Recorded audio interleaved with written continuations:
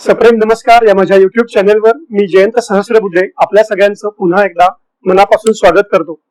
म्हणजे याच्या पॉडकास्टचा आपला विषय हा काहीसा गूढ आणि मनामध्ये कुतूहल निर्माण करणारा आहे.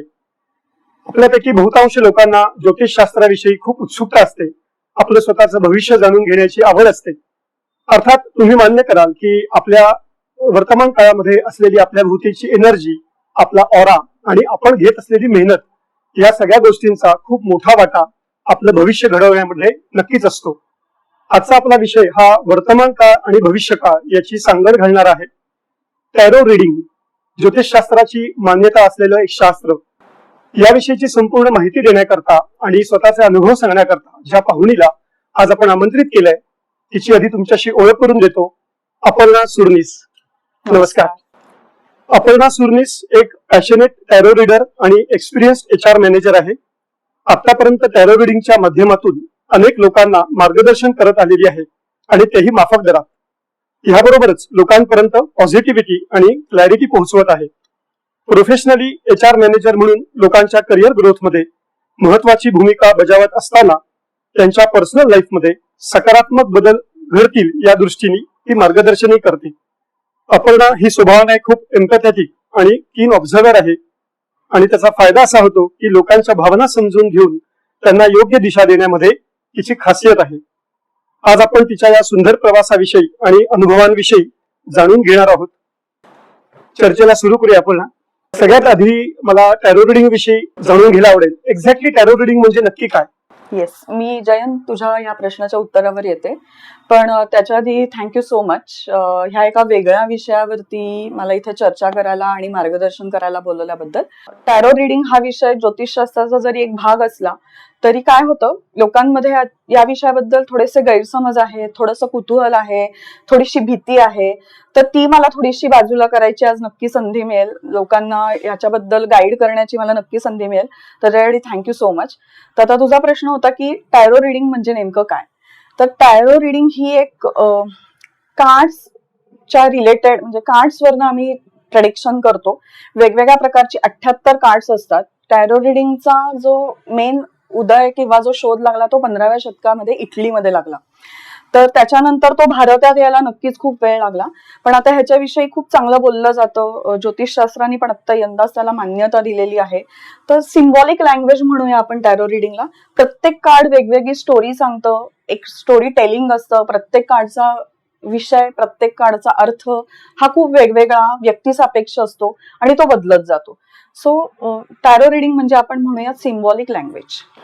ज्योतिषशास्त्राची मान्यता याला आहे असं आपण बोललो. बरोबर. तर पण मग ज्योतिषशास्त्र आणि टॅरो रिडिंग यामध्ये काय फरक आहे? ते दोन्ही वेगवेगळे आहेत का? खूप चांगला प्रश्न आहे जयंत. येस, ज्योतिषशास्त्र आणि टॅरो ह्याच्यामध्ये एक मूलभूत फरक असा आहे की ज्योतिषशास्त्र हे ग्रहस्थितीवरनं सांगितलं जातं. प्रत्येक माणसाच्या डेट ऑफ बर्थ वरून, त्याच्या जन्मवेळेनुसार आणि त्यावेळेच्या ग्रहस्थितीनुसार ज्योतिषशास्त्रामध्ये तुमचं भविष्य प्रेडिक्ट केलं जातं. टॅरो मध्ये काय असतं, टॅरो एक मला सुंदर व्याख्या करायची झाली टॅरो रिडिंगची तर अध्यात्म आणि मानसशास्त्र याचं हातात हात घालून जाणारं, मेळ होणारं एक शास्त्र म्हणजे टॅरो रिडिंग. टॅरो रिडिंग मध्ये मी जास्त वर्तमानामध्ये कनेक्ट होते त्या व्यक्तीशी जो माझ्याकडे गायडन्स घ्यायला आलाय किंवा मार्गदर्शन घ्यायला आलाय. त्याचं भविष्य सांगण्यापेक्षा आता मी जसं तू माझी ओळख करून देताना म्हणालास एम्पथी, ही टॅरो रिडिंग मध्ये खूप जास्त महत्वाची असते. उदाहरणच द्यायचं झालं तर एखादा सपोज माझ्याकडे मुलगा आलाय जो नोकरी शोधतोय. मला आत्ता दिसतंय त्याच्या कार्ड्सवरनं की त्याला नोकरी लागणार नाहीये, पण मी असं त्याला वेग नाही सांगून देऊ शकत की त्याला नोकरी लागणार नाहीये. मी कार्डवरनं त्याचं थोडंसं काउन्सिलिंग करण्याचा प्रयत्न करते की आत्ता तुझ्या ह्याच्यात थोडेसे प्रॉब्लेम दिसत आहेत, पण फ्युचरमध्ये एक टॅरोची खूप चांगली गोष्ट आहे की स्पेसिफिक कालावधी टॅरो सांगतो तुम्हाला की पुढच्या 6 महिन्यात तू आत्तापासून जर छान प्रयत्न केलेस तर तुला पुढच्या 6 महिन्यात उत्तम नोकरीच्या संधी आहे. आत्ता तू मनाने खचून न जाता, किंवा मला माहितीये तू आत्ता मला त्याच्या बाजूनी किंवा आपण एक त्याची सहवेदना, समवेदना मला ती समजून घ्यायची की तो नोकरी करत नाहीये तर त्याच्या मनात आत्ता काय चाललेलं असेल. तर मी वेग सांगून नाही जाऊ शकत की नाही तुला आत्ता लागणारच नाहीये, 6 महिन्याशिवाय काय बोलू नकोस. तर असं न सांगता त्याचं थोडंसं काउन्सिलिंग करून, त्याला थोडंसं कूल डाऊन करून की त्याला वाटलं पाहिजे की मी या व्यक्तीकडे आलोय हे माझा योग्य डिसिजन आहे. तर असा थोडासा फरक ज्योतिषशास्त्र आणि टॅरो रिडिंग मध्ये आहे. मी जरा जेव्हा बऱ्याच जणांशी बोललो तेव्हा असं लक्षात आलं की टॅरो रिडिंग विषयी लोकांना नीटची माहिती नाहीये. बरोबर. आणि लोकांना असं वाटतं की ही काळी जादू, ब्लॅक मॅजिक ज्याला म्हणतात, असं काही आहे का काय? नाही अजिबातच नाही. बरं झालं तू याचा खुलासा आता इथे करतोयस. माझ्याही एक दोन ऐकण्यात आलेलं होतं, तर ही अजिबात काळी जादू वगैरे असं काही नाहीये. इनफॅक्ट तुमच्यावरती जर खरंच कोणी ब्लॅक मॅजिक किंवा असं काही केलेलं असेल तुम्हाला वाटत असेल तर टॅरो सांगतं की हे असं असं असं झालेलं आहे. तर टॅरो हे अजिबात ब्लॅक मॅजिक किंवा काही नाहीये. टॅरो हे तुम्हाला वर्तमान दाखवतं, तुम्हाला म्हणजे भविष्य सांगण्यापेक्षा तुमचं उद्दिष्ट काय असलं पाहिजे किंवा तुमची एक दिशा काय असली पाहिजे हे तुम्हाला टॅरो मार्गदर्शन करतं. भविष्य सांगणारे खूप जण आहेत, भविष्याच्या अनेक उपशाखा शाखा आहेत, जसं आपण म्हणलं ज्योतिष आहे, न्यूमरोलॉजी आहे, असं काही काही. पण टॅरो मध्ये काय होतं, तुम्हाला एक दिशा जी दाखवणं इम्पॉर्टंट असतं ना. म्हणजे लौकिक दृष्ट्या तुम्ही सारखं नशीब नशीब नशीब करण्यापेक्षा थोडे स्वतःही प्रयत्न कसे केले गेले पाहिजे हे तुम्हाला टॅरो समजून सांगतो. त्याच्यात ब्लॅक मॅजिकचा अजिबातच कुठे संबंध येत नाही. जेव्हा टॅरो रिडिंग साठी एखादी व्यक्ती तुमच्याकडे मार्गदर्शनासाठी येते तेव्हा मला असं आधी वाटलं होतं की ती व्यक्ती समोर असणं गरजेचं आहे.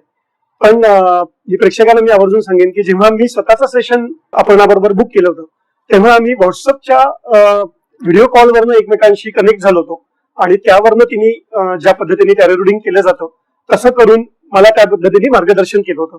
तर हे काय म्हणजे माणूस तिथे समोर हजर नसताना सुद्धा टॅरो रिडिंग करता येतं?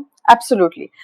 जसं तू म्हणालास की आपल्याला दोघांच्याही टाइमलाईन मुळे ते जमत नव्हतं, तर टॅरो रिडिंग मध्ये तुमचं इंटेन्शन महत्वाचं असतं. ती व्यक्ती समोर असायलाच पाहिजे असं काही नाही. पण येस, मला ती व्यक्ती कुठल्या ना कुठल्या रूपात लागते, तर तो व्हॉट्सअप व्हिडिओ कॉल. हल्ली तंत्रज्ञान एवढं पुढे गेलंय, आपण फोन कॉल्सनी, ईमेल्सनी, व्हिडिओ कॉल्सनी जोडले गेलोत. मग ह्या तंत्रज्ञानासाठी तुम्ही अॅक्युरेसीकडे पण व्हॉट्सअप व्हिडिओ कॉलवरनं जाऊ शकता. माझे काही क्लायंट्स युके युएसचे पण आहेत, ते तर इथे येऊ शकत नाही. काही क्लायंट गुजरातचे. सो तुम्हाला अॅक्युरेसी, आणि त्याच्यासाठी मी काय करते, आधी त्या व्यक्तीशी बोलते 10 मिनिटं, आमची एनर्जी एक्सचेंज होते. मी युनिव्हर्सकडे हेल्प मागते की हा व्यक्ती आता माझ्या समोर नाहीये, तर युनिव्हर्स पण मला गाईड करतं त्याच्यासाठी की जस्ट गो अहेड.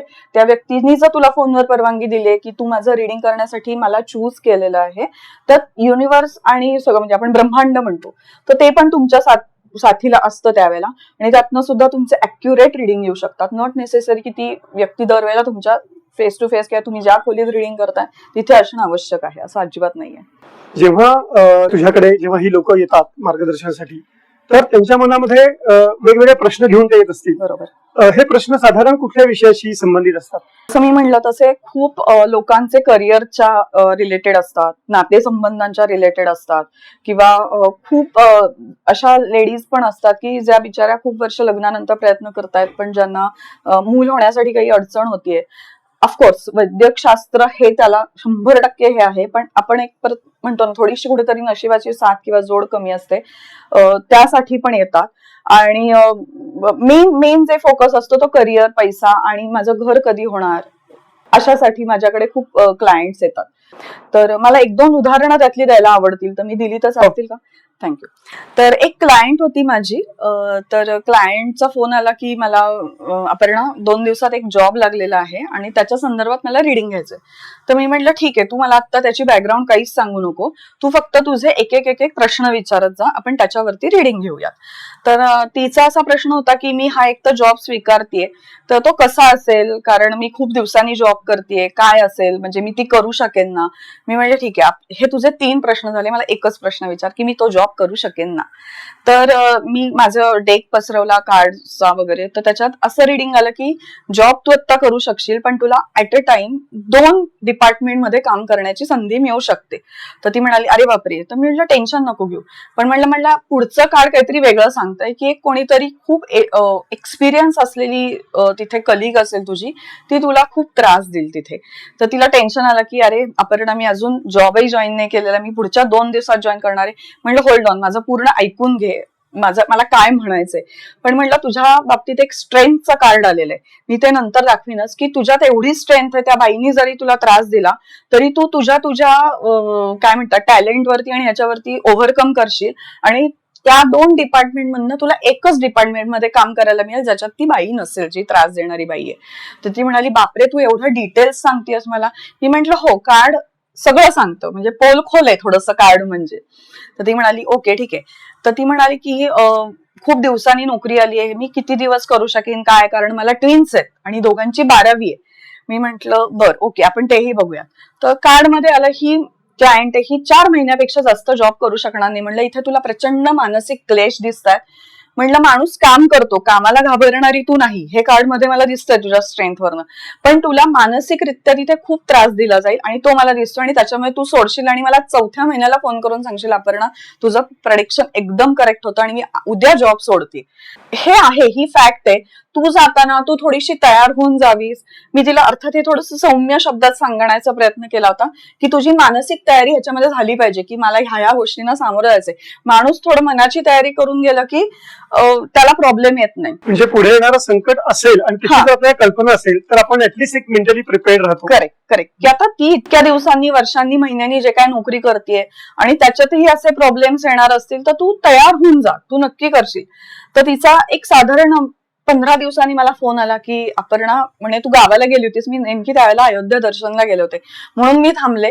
लिटरली तू म्हणली तसंच झालं. त्याच्या बुकिंग मध्ये तिला एका हॉटेलच्या मोठ्या एका पुण्यातल्या हॉटेलमध्ये नोकरी लागलेली होती पार्टी बुकिंगसाठी आणि अकाउंट्स डिपार्टमेंटमध्ये. अशी तिला 2, जसं मी म्हणलं तसे इथे एक माझं प्रेडिक्शन करत आलं.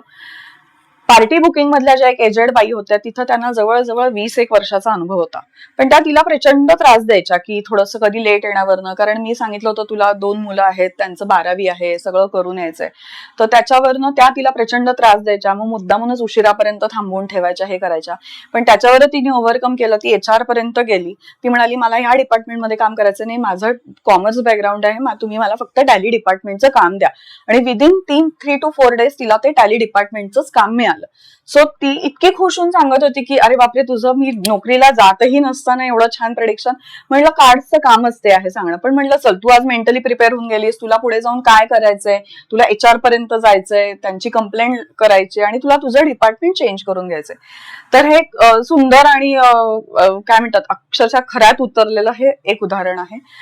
दुसरं थोडंसं नातेसंबंधांविषयी आहे, तर मी सांगितलं तर चालेल. माझी एक गुजरातची क्लायंट होती, तर तिला थोडीशी शंका होती की तिच्या मिस्टरांचं कुठेतरी बाहेर चालू आहे. पदरात 2 मुलं होती तिच्या. तर तिने माझं एक लाईव्ह बघितलं होतं. ती म्हणाली की दीदी आप इतना कनेक्ट हुए मुझसे, मुझे पता नहीं आपसे ये इतना पर्सनल रीडिंग लेने के लिए मैं कैसे खुद को मैंने एग्री किया. म्हणलं नहीं बोलिए ना, हमारा एथिक्स रहता है, हम किसी को कुछ बताते नहीं, किसी का नाम वाम लेके तो सवाल ही पैदा नहीं होता. तर तिने सांगितलं की असं असं मला शंका वाटते, तर तुम्ही प्लीज बघाल का हे खरंच आहे का. तर अनफॉर्च्युनेटली तिचं रिडिंग मध्ये आलं की हो, आणि गेले 3 ते 4 महिने हे चालू आहे. ती म्हणाली दीदी कैसे पता चला, जब से मेरे ससुर जी गुजर गए 6 महीने हुए, उनके बाद से ये कुछ अलग ही बिहेव करते. त्यामुळे तो कालावधी हे झाला. तर तिला म्हटलं टेन्शन घेऊ नकोस, आणि माहेरी जायची तर अजिबातच गोष्ट कर. ती रडत होती बिचारी. मी म्हटलं काही गरज नाहीये, तुझी 2 मुलं आहेत आणि तूच त्यांचं प्रकरण पुढे आणशील, तूच तुझ्या सासू दीर नंदा ज्या कोण आहेत त्यांना जमा करून तूच त्याला ताळ्यावरती आणशील. तिचा लिटरली खोटा वाटेल जयंत तुला, अक्षरशः 21 दिवसांनी तिचा फोन आला की मी तिला एक छोटीशी रेमेडी दिली होती त्याच्यासाठी, पुढे आपण येऊच या त्या रेमेडी आणि ह्याच्याबद्दल. ती म्हणाली दीदी मैंने उनको फोटो के साथ पकडा, वो लेडीज के घरवालों के सामने रख दिया. त्यांनी अक्षरशः गयावया केल्या, माफी मागितली. म्हणलं तुम्ही जाऊ नका, थ्रेट द्या पोलिसांचा की आपल्याकडे कायद्याप्रमाणे एक हे असताना आपण असं काही करू शकत नाही किंवा काय. तर म्हणे फक्त दीदी मैंने उनसे ये बात की तो उनको थोडासा डर लगा. आपल्याला एक आपण जे पांढर पेशा असतो त्यांना पोलिसांच्या नावाने भीती वाटते. म्हणलं त्याला फक्त थ्रेट दे, तू तिथपर्यंत जायची तुला गरजच लागणार नाही. तर ते इतकं ऍक्युरेट रिडिंग आलं. महिनाभराने तिचा फोन मला इतका आनंदाने, तिच्या डोळ्यात आनंदाश्रू होते की दीदी उन्होंने उनका नंबर भी डिलीट कर दिया, उनके हस्बैंड से भी बात कर दी की हे आता पुढे काही चालू राहणार नाही आणि मला माझी चूक कळलेली आहे. सो टॅरो रिडिंग हे पण तुम्हाला खूप मदत करतं आणि हे 2 सक्सेस म्हणजे असे खूप आहेत, पण मला हे 2 प्रॉमिनंटली सांगावेसे वाटले. ते चांगलं झालं की करिअर विषयी पण सांगितलं, ते पण उदाहरण आपल्या प्रेक्षकांसमोर आलं. आणि नातेसंबंधांविषयी आजकाल ह्या सगळ्या गोष्टी ऐकायला मिळतात. संकट पुढे येत असतात, पण तुम्ही जर थोडंसं आधी त्याच्याविषयी काही माहिती असेल अशा प्रकारच्या टॅरो रिडिंगच्या सेशन मधनं म्हणा किंवा मार्गदर्शनातून, तर लोकांना एक मेंटली प्रिपेअर्ड राहतो. माणूस संकटाला घाबरत नाही, तू मगाशी म्हणालीस तसं, पण थोडंसं मेंटली प्रिपेअर्ड असेल तर त्या संकटांना सामोरं जाण्याची एक शक्ती येते आपल्यामध्ये. हा, आणि तुम्हाला तो बिटवीन द गॅप ती मिळते की मी हे आता मला माहितीये की मला ही याच्यात म्हणजे जी कोण बाई आहे ती मला त्रास देणार आहे, तर मी काय केलं पाहिजे, मी स्वतःला स्ट्रॉंग कसं ठेवलं पाहिजे किंवा त्याच्यातनं मार्ग कसा काढला पाहिजे. हे कदाचित तिने आधी रिडिंग घेतलं नसतं तर तिला थोडासा काय म्हणूया थोडीसं डिप्रेशन आलं असतं की अरे मी इतके दिवसांनी जॉब करते आणि आत्ताच मला हे व्हायचं होतं का, किंवा हे त्रास मलाच व्हायचा होता का, किंवा एक बाईच कशी एका बाईला त्रास देते, असं होऊ शकतं. हल्ली असंच जास्त असतं इनफॅक्ट. तर त्यामुळे तिने आधी रिडिंग घेतलेलं असल्यामुळे तिला ती क्लॅरिटी होती की नाही हे माझ्या बाबतीत घडू शकणार आहे. आणि त्याच्यावरती तिला मी सांगितलेलंच होतं, तिलाही मी 1-2 उपाय दिलेले होते. आणि तिच्यासाठी जे कार्ड मी सांगितलं तसं मी दाखवणार, स्ट्रेंथचं कार्ड आलं होतं की तूच स्वतःच एक आपण एक इट सेल्फ हे म्हणतो ना की आपणच किती स्ट्रॉंग किंवा खंबीर असतो. So she was that kind of a personality. So तिला त्याची वेगळं तिचा त्रास झाला नाही रिडिंग घेतलेला असल्यामुळे, आणि तिला ती जागरूकता म्हणूयात तसं निर्माण झाली होती. याच्यामध्ये असा एक प्रश्न पडला की जेव्हा समोरची व्यक्ती किंवा कोणी माणसं जेव्हा काहीतरी प्रॉब्लेम मध्ये असतात तर अशीच लोक येतात किंवा अशी येणं अपेक्षित असतं? खरं तर नाही. खूप छान प्रश्न विचारलास तुझ्या. आपल्याला काही आजार झाला की आपण डॉक्टरकडे जातो, पण आपल्याकडे एक खूप सुंदर म्हण आहे की precaution is better than cure. तर तुम्ही आधीच जर तुमची काळजी घेतली की नॉट नेसेसरी की तुम्ही तुमच्या प्रॉब्लेम मध्येच आधी तिथं धाव घ्यायला पाहिजे. आता जसं हिने जॉबसाठी मी करूच शकणार आहे की नाही करूच शकणार आहे किंवा काय असणार आहे, जसं तिने आधीच रिडिंग घेतलं होतं, तर तुम्ही तुमच्या थोड्याशा काउन्सिलिंगसाठी म्हणा किंवा काही तुमच्या जबाबदाऱ्या ओळखण्यासाठी म्हणा किंवा फ्युचरमध्ये एखादं काही हलकं संकट येणार असेल तर तुम्ही आधी पण जाऊ शकता. की आता माझ्याकडे असेही क्लायंट येतात की माझ्या मिस्टरांना आता चांगला जॉब लागलेला आहे, आमचं घर घ्यायचं चालू आहे, पण सध्या IT क्षेत्र हे फार डायसी आहे, तर आम्ही घर घेऊ का, आम्ही एवढी उडी मारू का. तर ह्याच्यासाठी टॅरो तुम्हाला खूप चांगली मदत करतं की तुम्हाला एक संभाव्य जे धोके दिसत आहेत मला समोर आहेत ते तुम्हाला ओळखून तुम्हाला अलर्ट करण्याचं काम टॅरो रिडिंग करतं. अशा प्रकारच्या सेशन्स मध्ये मगाशी बोलण्यात तुझ्या आलं की नैतिकता सांभाळणं खूप गरजेचं असतं. ऍब्सोल्युटली. काही जण असं प्रश्न कदाचित विचारत असतील की माझा मृत्यू कधी आहे, किंवा एखादी स्त्री प्रेग्नंट असेल तर उत्सुकता असते घरच्यांना मुलगा होणार आहे का मुलगी, मग त्या जेंडर सांगा आमच्या बाळाचं. तर असं काही विचारतात का, आणि विचारलं तर तुम्ही काय करता अशा वेळेला? विचारणारे खूप आहेत असे. मला खरंच 1-2 जणांनी विचारलं होतं, पण आम्हाला जेव्हा मी याचं शिक्षण घेतलं तसं आम्हाला पण एक ओथ असते की अनएथिकली काही करायचं नाही. आम्हाला जरी ते दिसत असलं किंवा कळत असलं तरी आम्ही त्याचं प्रेडिक्शन सांगत नाही. आम्ही थोडंसं सांगतो की हा काळजी घ्या, काळजी करण्याचं कारण नाही, काळजी घेण्याचं कारण आहे. तुम्ही काळजी घेतलीत तर पुढचे धोके टळतील. त्यामुळे एथिकली नाही, आम्ही ह्याची उत्तरं मी नाही देत. आता बोलण्यामध्ये बऱ्याच वेळेला कार्ड्सचा उल्लेख झाला, तर कार्ड्स ही काय असतात, म्हणजे टॅरो रिडिंग मधली कार्ड्स काय, आणि हे जे सगळं आता इथे दिसतंय मला की वेगवेगळी कार्ड्स मांडून ठेवलीत, पंख्यासारखी पसरून ठेवलीत, तर याविषयी थोडंसं सांगशील? सो ह्याला डेक म्हणतात, टॅरो डेक. तर ह्याच्यामध्ये लहान ते मोठ्या साईज पर्यंत असे डेक येतात. मेजर आर्काना आणि मायनर आर्काना म्हणतात. मेजर आर्कानामध्ये to the point cut to त्याच्यामध्ये तुमचं प्रेडिक्शन सांगितलं जातं. मायनर आर्कानामध्ये वेगवेगळे टाइप्स असतात की वॉन्ड्स आहे, स्वॉर्ड्स आहे, पेंटाकल्स आहे, कप्स आहे. हे मायनर आर्कानाचे प्रकार झाले. जसं मी माझ्या मगाशी क्लायंटचं उदाहरण दिलं स्ट्रेंथ कार्ड, तर त्याच्याबद्दल मला सांगायला नक्की आवडेल. तर हे स्ट्रेंथ कार्ड आहे. स्ट्रेंथ म्हणजे तुम्हाला दिसतंय की सिंहाच्या जबड्यात हात घालून ती स्त्री स्वतःचं अस्तित्व किंवा स्वतःची स्ट्रेंथ दाखवते. तर हे स्ट्रेंथ कार्ड, तर हे कुणाच्याही म्हणजे तिथं जरी स्त्री असली तरी हे परत म्हणलं तसं व्यक्तीसापेक्ष आहे. हे पुरुष, महिला, लहान मुलं कुणालाही लागू होतं, कारण हे स्ट्रेंथ कार्ड आहे. ही स्ट्रेंथ त्या व्यक्तीची स्ट्रेंथ दाखवते सगळ्या बाजूनी, मानसिक, शारीरिक किंवा पैशाच्या बाबतीत. जर आता सपोज हे एखाद्या मनी रिलेटेडला आलं तर तुमची मनी स्ट्रेंथ चांगली हे दाखवतं. मी म्हणलं तसं क्लायंट जसे प्रश्न विचारतात त्याचं कार्ड येतं तसं त्याच्या उदाहरणानुसार किंवा त्याचं स्टोरी टेलिंग केलं जातं. सो हे एक कार्ड झालं, हे खूप पॉझिटिव्ह कार्ड आहे.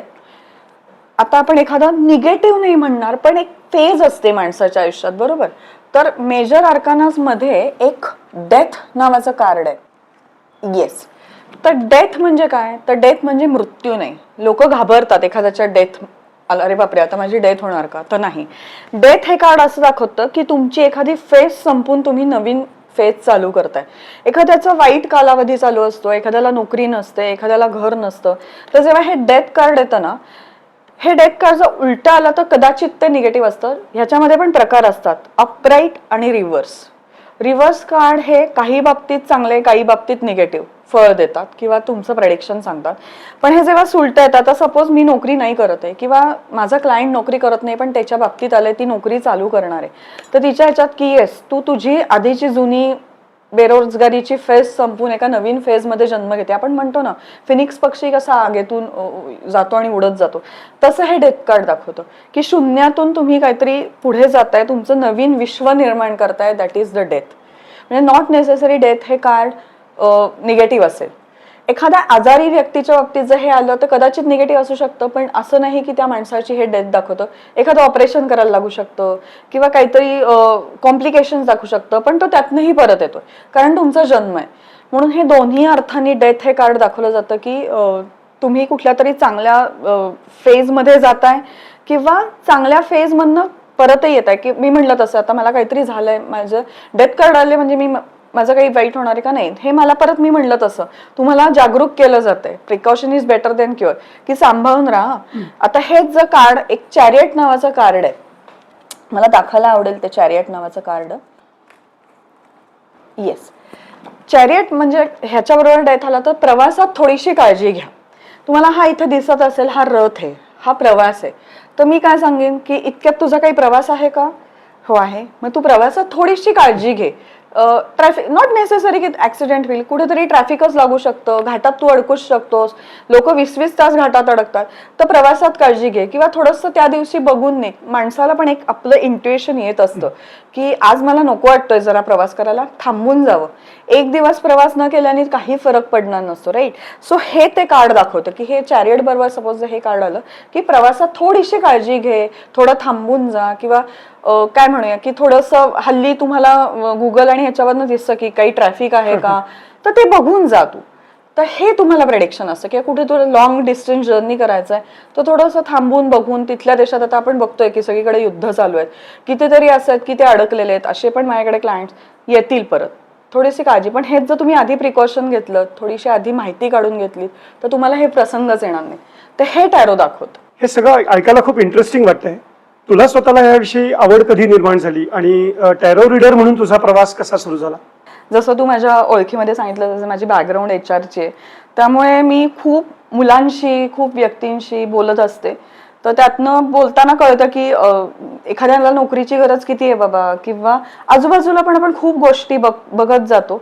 आणि त्याच्यासाठी टॅरो रिडिंग शिकण्यासाठी थोडंसं तुम्हाला इंट्युएशन पॉवर असणं पण खूप आवश्यक असतं, की जी तुम्हाला स्वतःच्या आतनं किंवा काय म्हणूया आपण स्वतःला जाणवलं पाहिजे ही गोष्ट की मी हे करू शकेन.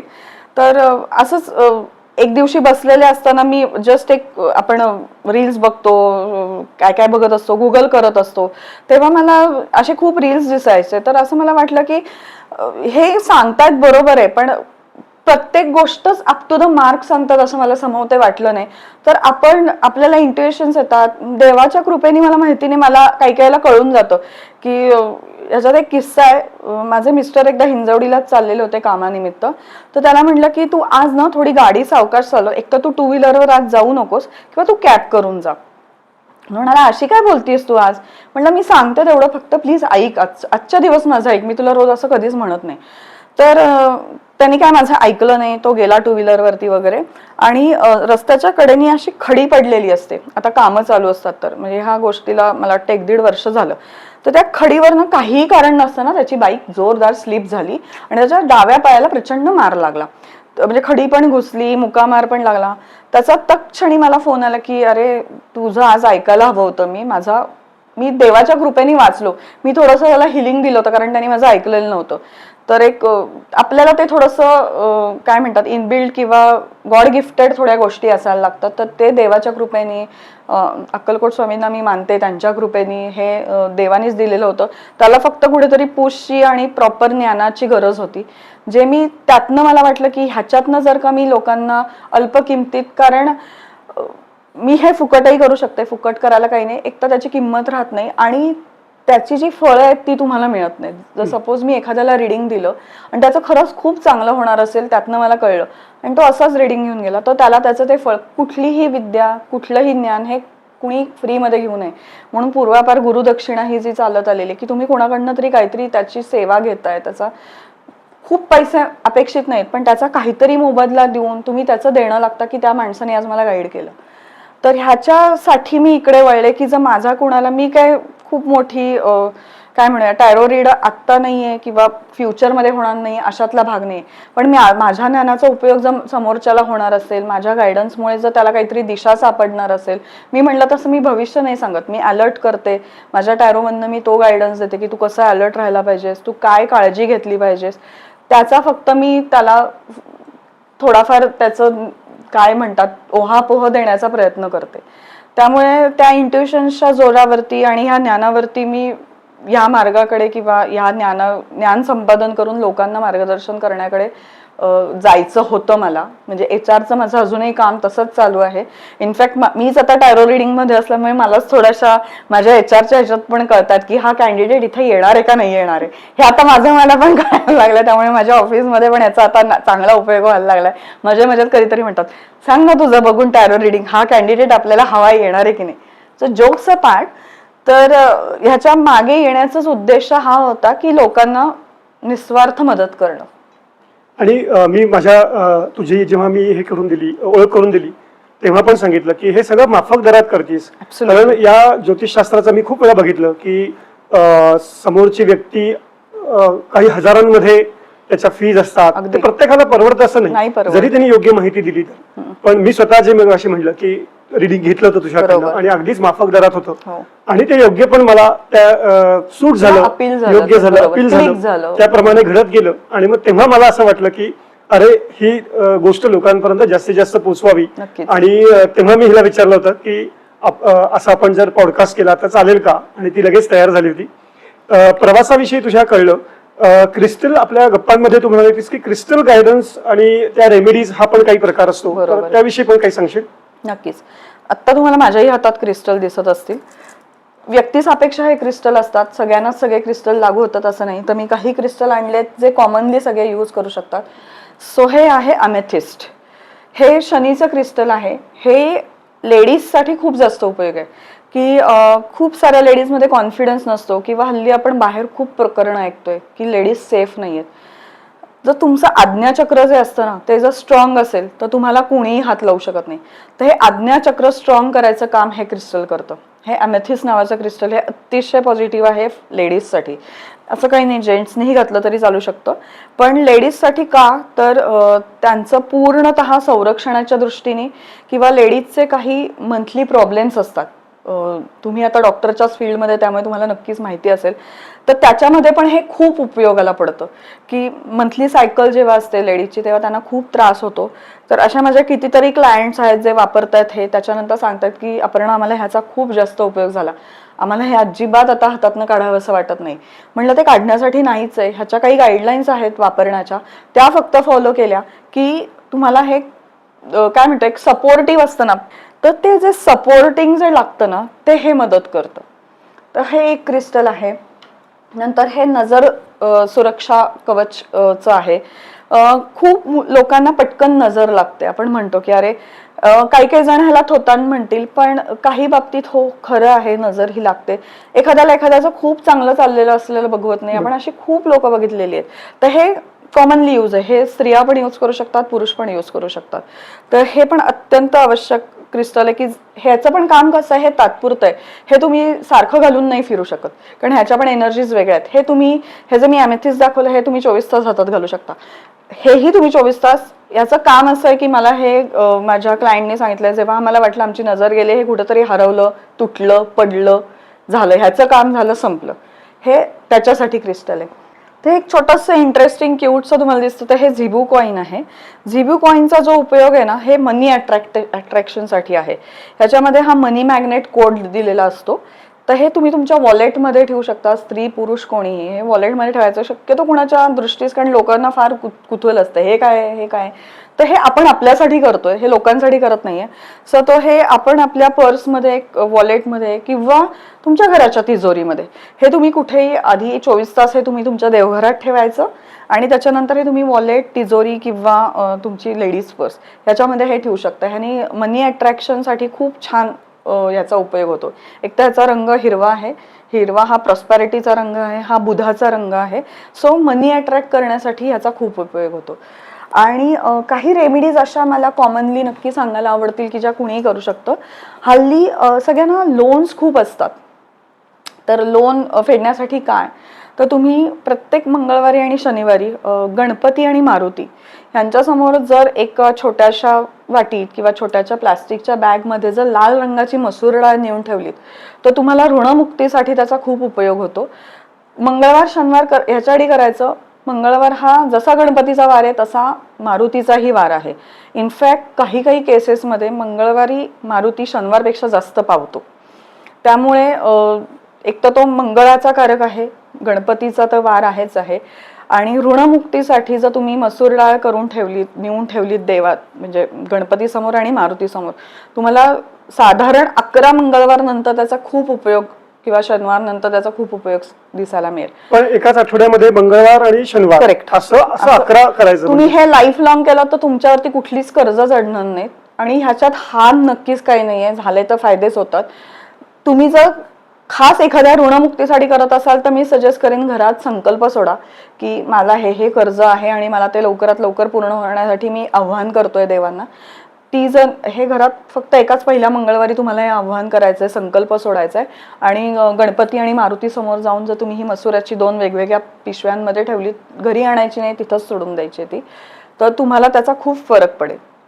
अजून एक खूप चांगला उपाय आहे तो म्हणजे संकल्प सोडून जर तुम्हाला एखादी खूप इच्छा आहे जी दिवसेंदिवस तुमची काही केल्या होत नाहीये, काही केल्या, मग ते पुरुष असू दे, स्त्री असू दे, लहान मुलं असू देत, किंवा आता खूप मुलं असतात की आम्ही CA साठी खूप एफर्ट्स घेतो पण आमचा हा ग्रुप सुटत नाही, ते ग्रुप, म्हणजे लहान मुलांसाठी का म्हणलं की सगळ्यांसाठी. तुमच्या घरामध्ये खूप जणांच्या पांडुरंगाची मूर्ती असते. पांडुरंगाची मूर्ती नसेल तर हरकत नाही, बाळकृष्ण हा प्रत्येकाच्या घरात असतो. संकल्प सोडायचा एखाद्या बुधवारी की मनोकामना आपल्या मनात बोलायची, ही कुणालाही सांगायची नाही की माझी ही इच्छा पूर्ण होण्यासाठी मी हा संकल्प आत्ता सोडतो आहे. आपले हिरवे मूग येतात कडधान्यातले, एका छोट्याशाच नैवेद्याच्या वाटीमध्ये ते पांडुरंगाचरणी ठेवून द्यायचे की मी हा संकल्प करून तुझ्या पायाशी हे ठेवलेलं आहे. परत म्हणलं तसं हिरवे मूग, हिरवा रंग प्रॉस्पेरिटी, बुधाच्या निगडीत. 11 बुधवार तुम्ही हे पूर्ण संकल्प करायचा. इतर पहिल्या बुधवारी किंवा शेवटच्या बुधवारी एक वेळेचा उपास करायचा. सकाळी उपास करायचा, संध्याकाळी सोडायचा. आणि तुम्हाला जमल्यास कुठल्याही 11 बुधवारमध्ये कुठल्याही एका बुधवारमध्ये तुम्ही जाऊन पांडुरंगाच्या देवळात जाऊन यायचं आणि त्याला सांगून यायचं, मी हा संकल्प घरी केलेलाच आहे, घरी मी तुझी मनोभावे हे करतो आहे, तुला हिरवे मूग अर्पण करतो आहे. तुम्हाला नक्की 11 बुधवार नंतर तुमची जी खूप अशी पूर्ण न होणारी इच्छा आहे ती नक्की पूर्ण होताना दिसेल, किंवा त्या दिशेने तुम्ही पावलं पडतायत, तुमच्या त्या दिशेने काही पॉझिटिव्ह गोष्टी घडायला लागल्यात. हे ट्राईड आणि टेस्टेड उपाय आहेत जे मीही केलेले आहेत, माझ्या क्लायंटनी केलेले आहेत आणि हे कुणालाही चालणारे आहेत. कारण मी बाकी जशा रेमेडीज किंवा हे म्हणलं ते व्यक्तिसापेक्ष असतात की त्यांच्या त्या त्या परिस्थितीनुसार असतात. पण हे जे 2 उपाय आहेत, कर्ज हल्ली सगळ्यांना असतं, कोणी चुकलेलं नाही त्याच्यापासून, आणि एखादी इच्छा माणसाची नक्कीच असते की जी पूर्ण होणं आवश्यक असतं. तर ह्या 2 जर तुम्ही उपाय केलेत तर तुम्हीच मला नक्की फोन करून सांगाल की अपर्णा तू म्हणली होतीस ते बरोबर आहे आणि माझी ही इच्छा होती. एक वेळ इच्छा नका सांगू, पण जी होणार अशक्य वाटत होती ती पूर्ण झाली. तर ह्या 2 रेमेडीज नक्कीच प्रेक्षकांनी पण ट्राय कराव्यात किंवा तुम्ही पण कुणीही ट्राय केलात तरी त्याचा हार्म नक्कीच काही नाही झाला तर फायदाच आहे. हां, माझं मगाशी ह्याच्यातच सांगायचं राहिलं, पांडुरंगाच्या ज्या दिवशी तुम्ही देवळात जाणार आहात त्या दिवशी हिरवं वस्त्र घालून जा. त्याने तुम्हाला जास्त पॉझिटिव्ह, किंवा एखादा तुम्हाला हिरवं नसेल घालायचं तर एखादा रुमाल असतो किंवा हिरव्या शाईचं पेन असतं, ते जरी तुम्ही जवळ ठेवलं, काहीतरी हिरवं तुमच्याजवळ असावं. कारण बुधवार हिरवा रंग रिप्रेझेंट करतो. हिरवे मूग त्याच्यासाठी सांगितलेले आहेत प्रॉस्पेरिटीसाठी, तर ते तुम्ही नक्की करू शकता. ही सगळी माहिती ऐकून नक्कीच छान वाटलं. जाता जाता आपल्या प्रेक्षकांना असा काय संदेश देशील की जो त्यांना उपयोगी पडेल? नक्कीच, जसं मी म्हणलं तसं ग्रह, तारे, नक्षत्र, कार्ड हे आहेतच, पण त्याच्याही पेक्षा जर काय महत्वाचं असेल तर ती त्या व्यक्तीची इच्छाशक्ती किंवा विल पॉवर. जर तुमची इच्छाशक्ती खूप जबरदस्त असेल, तुमचा स्वतःवरती सेल्फ कॉन्फिडन्स जो आपण म्हणतो की तुम्हाला कोणाची पुश करायची गरज नाही, ओव्हर कॉन्फिडन्स नाही, सेल्फ कॉन्फिडन्स जर तुमचा असेल आणि इच्छाशक्ती असेल तर हे तुम्हाला उपयोगी पडणारच आहे. मार्गदर्शन करायला ज्योतिषी आहेत, टॅरो रीडर्स आहेत, पण ते काय म्हणूया आपण, एक तो एक आधार झाला. पण तुम्ही जर तुमच्या इच्छाशक्तीवरती जर ठाम असाल आणि त्यांनी जर प्रेरित होऊन जर काम करत असाल ना, तर तुम्हाला कुठलीच गोष्ट असाध्य नाहीये. तुम्ही नक्की मार्गदर्शन घ्या, टॅरो रीडर्सचं घ्या, एक गाईडलाईन म्हणून घ्या, पण पूर्णपणे त्याच्यावर विसंबून राहून किंवा डिपेंडंट बनू नका. तुमची एम्पॉवरमेंट काय आहे ती दाखवा आणि त्याच्यातूनच तुम्ही पुढे जाणार आहात आणि असाध्य गोष्टी साध्य करणार आहात. पण आता तू जे म्हणालीस की सेल्फ कॉन्फिडन्स हा महत्वाचा, ही तर फक्त मार्गदर्शन आहे. खूप जणांचं असं मी बघितलं की त्यांचा ज्योतिषशास्त्रावर किंवा अशा प्रकारच्या आता टॅरो रिडिंगचा आपण विषय बघतोय त्याच्यावर विश्वास नसतो. बरोबर. मग ती लोक असं म्हणतात की नाही, सेल्फ कॉन्फिडन्स आणि स्वतःचं कर्तृत्व हेच खरं आहे, त्यांनीच भविष्य घडवू शकतो माणूस. तर अशा लोकांना मग काय सांगशील? नक्कीच सेल्फ कॉन्फिडन्स आहे, त्यांची स्वतःची विल पॉवर आहे, पण समोर 2 रस्ते दिसत आहेत मला. पण कुठे जायचं ह्याच्यासाठी तर तुम्हाला गायडन्स आवश्यक आहे. ठीक आहे, माझ्याकडे त्या रस्त्यावर मी कॉन्फिडन्स घेऊन चालीन, माझ्या विल पॉवर चालीन, पण मी तो जो चाललाय किंवा चाललीये तो रस्ता बरोबर आहे की नाही ह्याच्यासाठी तर तुम्हाला गायडन्स हवाय.